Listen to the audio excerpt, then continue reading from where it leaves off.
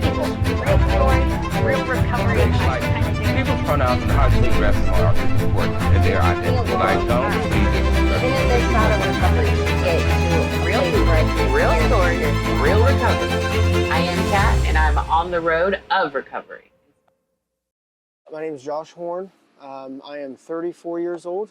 I'm a recovering addict of 6 years in sobriety. I'll say 6 years September. Drug of choice was heroin and meth, for the most part, alcohol. I'm a brother, a son, good employee, the father I always wanted to be. Beautiful. Well, thank you for taking time out of your very full life to join us and share a bit about your story. So if you could start off by sharing about what life was like growing up. I came from a family, I wouldn't say we were poor, but we didn't have a lot growing up. I'm one of five. I got a middle child.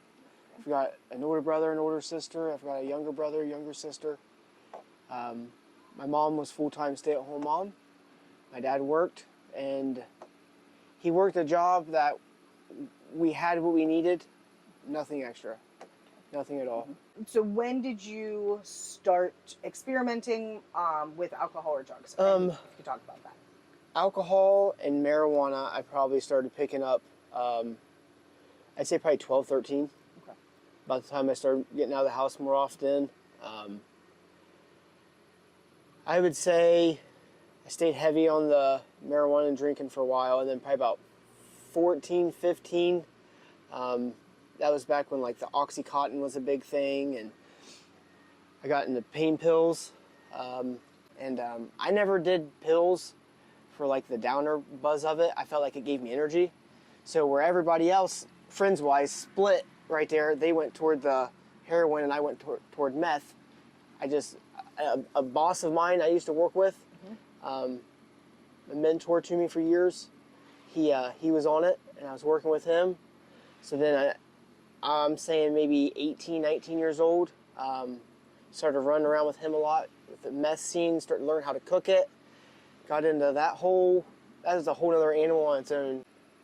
Probably around 2014, 2015-ish is when I really started to get heavy into the heroin and the meth, not just so much the meth. So that went on for years doing it like that. Yeah. It got to a point where my dad came to me one night and he's like, "Look, I love you, dude." He's like, "You got to get out." My parents never. That was always like, that was my safe zone. Yep. Whenever things got crazy, life got crazy, I felt like shit, whatever it may be, I could always count on I got somewhere to sleep. So when they told me to get out, that was like Dagger to the heart.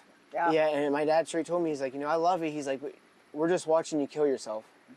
From 2014 to 2017, I had been hospitalized twice from amphetamines for being malnutritioned. Really? Yeah. Wow. My kidneys shut down one time. You'd have been skin and bones. Yeah.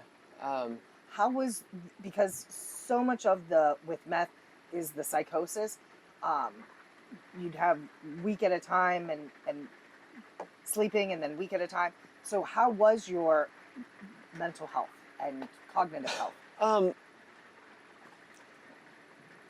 To this day, I feel like all those weeks, about 12 days up, 10 days up at a time, I feel like it's messed me up permanently in a sense. Mostly, I would say perspective. Okay. The way some people look at things and the way the way they interpret things, I feel like it hits me a lot different than other people, just because of all that psychosis I've put myself through over the years. For a long time, I didn't feel like I was ever going to get right.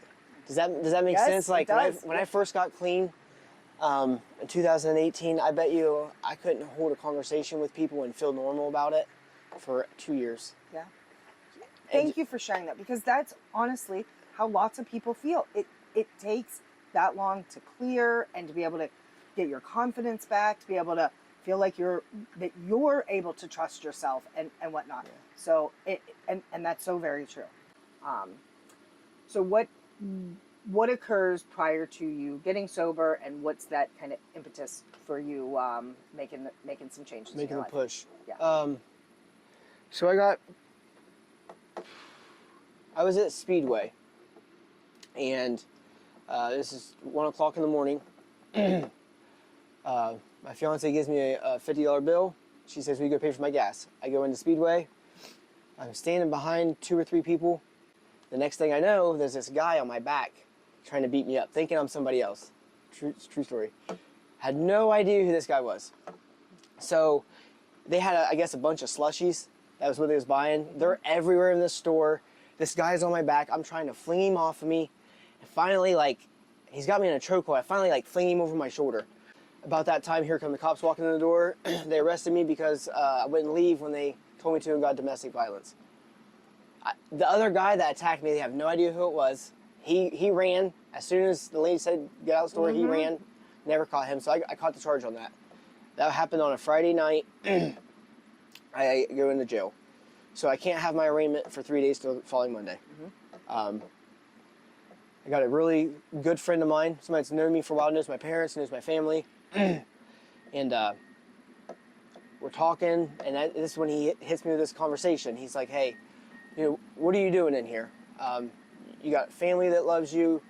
You got parents that, aren't drug addicts, or your parents that raised you aren't alcoholics. You got good Christian people, good beliefs, good morals as your family." He's like, "You are completely left field." He's like, you're not the same.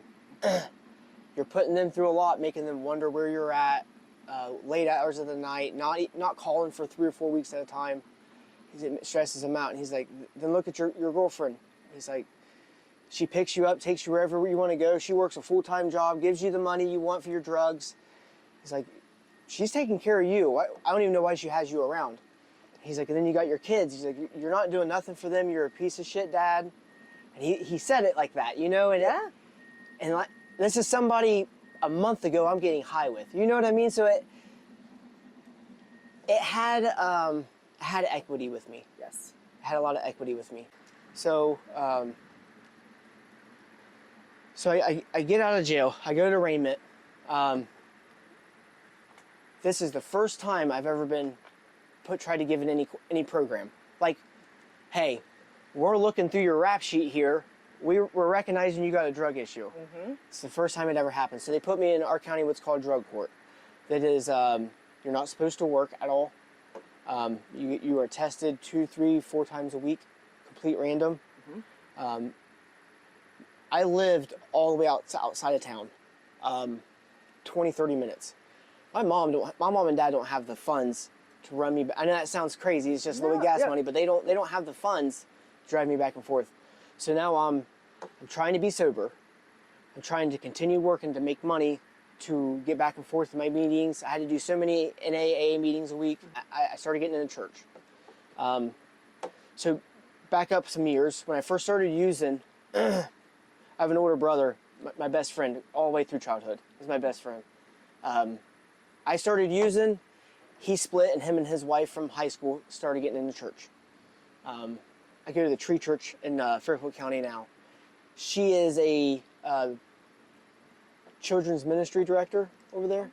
So she has, what's the word I'm looking for? She makes me nervous to talk to.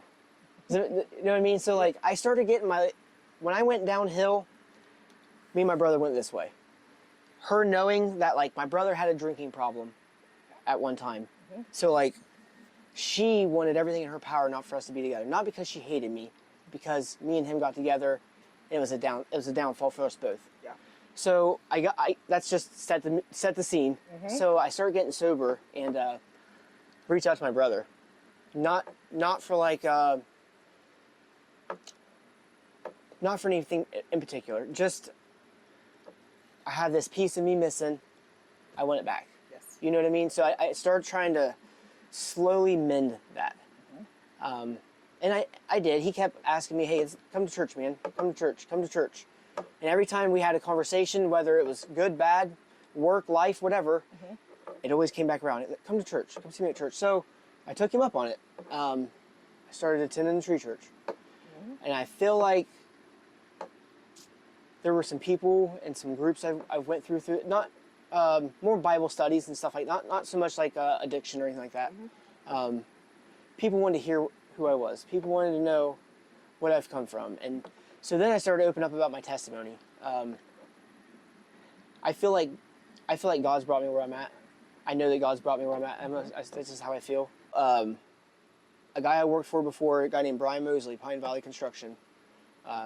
He posted something on Facebook looking for help.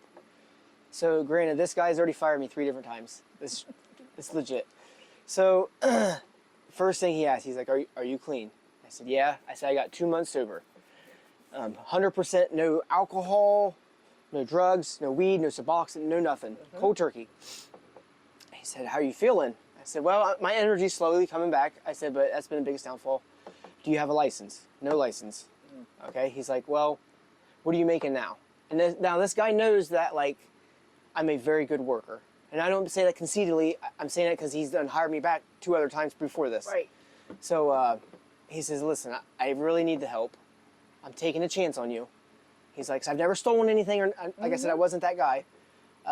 He's like, "Whatever you're making now." So I started. He's like, "What are you making now?" I said, $13 an hour. This is 2018. He said, "I'll give you that. You get your license back. I'll give you a raise."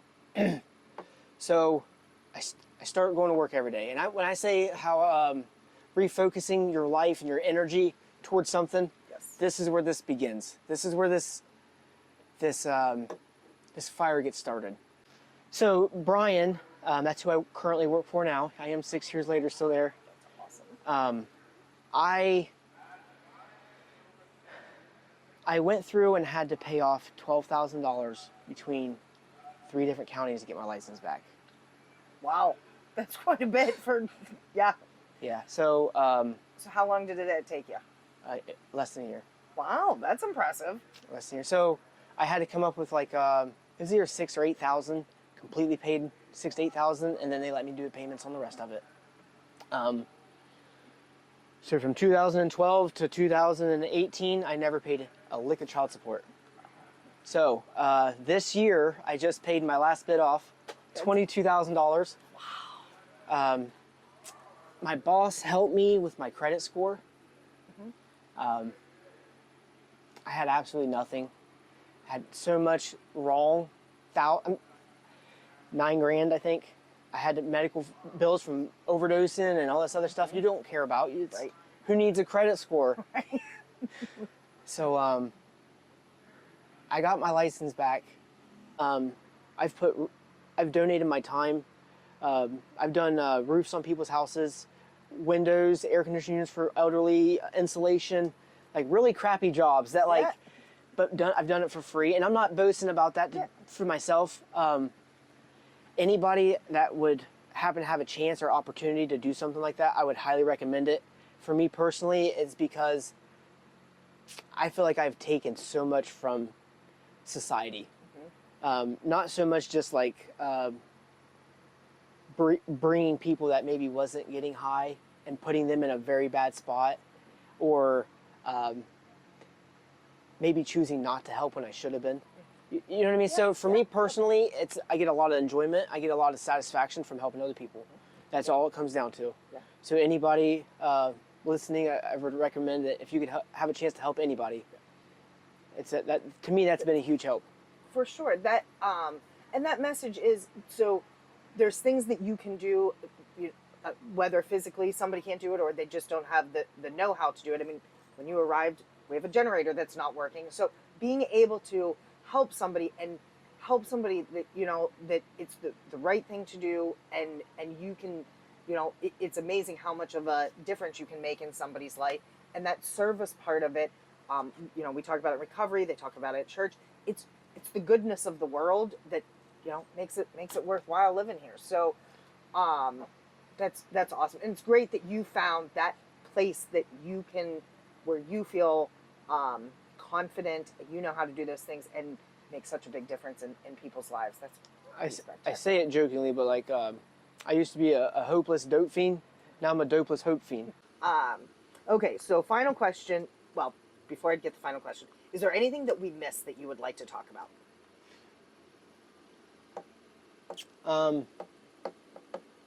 Kind of like going back to like the war stories and stuff. Mm-hmm. So like I remember specifically. I feel like this is when I looked at God. I feel like this as a moment I looked at God and like, why, what do I do? What have I let myself become? Is I was sitting between two trash cans with my back against the wall with a cardboard Little Caesars pizza box. Above my head, it's pouring down rain, and I'm fucking walking the streets at 2 o'clock in the morning, trying to nap between two fucking trash cans. And like, I told myself, like, I remember this thought process, and I remember like telling myself like, you're a hard worker, you have a big heart, why are you here? Mm-hmm. What do I need to be doing different? What do I need to switch? I mean, and it wasn't for, you know, another 2 years that I get clean, but it was, I feel like those little moments like that, like, I can't tell you how many times I've walked up the road wishing that somebody would stop. You know what I mean? Like, Yes. Not because I wanted to ride, just because like I just wanted somebody else that's positive in my life, because I have surrounded myself with shit. Yeah. Mm-hmm. Literally. Yes. Literally. Yeah. And that despair is that's the part that wears on you. We all deal with rain and whatnot, but that despair and that alone, but you feel that you found that you were reaching out to God and then your prayers were answered. But it was only through your taking action. You made decisions, you made changes in your life. That's how it did. God's just not going to sprinkle, Right. you know, $80,000 a year's job on you or anything. Fixed. Yeah. Right. Yeah. My final thought, if you will, would be just don't quit. You're going to have mess ups. It doesn't happen overnight, but you gotta want to keep doing better. You have to want it. Absolutely. And that is your story of continuing to do better. Thank you for taking time out of your very full and busy life to come out and share, because you are a true inspiration and just an incredible path of recovery of what you've turned your life into, and the countless people that you have touched their lives. So, thank you. Welcome.